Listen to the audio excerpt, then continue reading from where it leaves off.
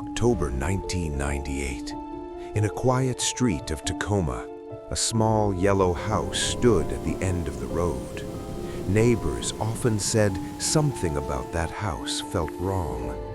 Late at night, strange sounds echoed through its walls. Footsteps, whispers, and sometimes something dragging across the floor. But no one imagined what the police would discover one night. Because inside that house, an entire family was found dead beside an axe. The house belonged to the Carter family.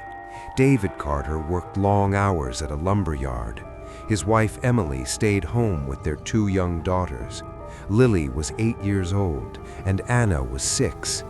To the neighborhood, they looked like a normal, happy family. But sometimes, late at night, loud arguments came from the house. And then, suddenly, everything would go silent. One night, their neighbor, Mark Benson, woke up around 3 in the morning. The lights in the Carter house were still on. That had never happened before.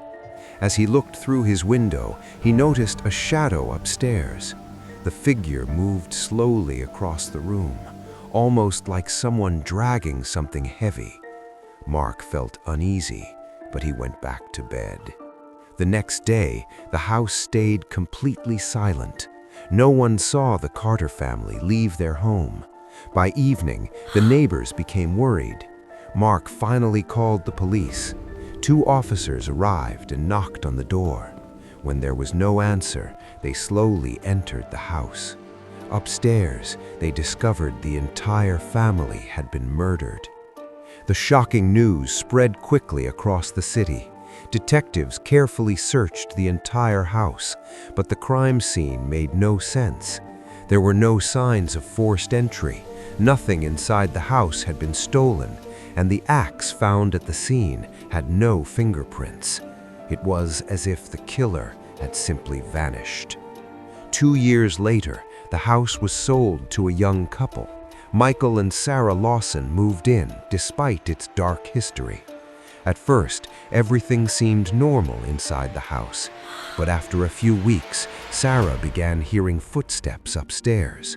Soft footsteps, like children walking slowly. Michael searched the house again and again, but every time, the house was completely empty. One morning, Michael decided to search the basement. As he opened the door, something caught his attention. Leaning against the wall was an old wood-cutting axe, but the police had taken the original weapon years ago.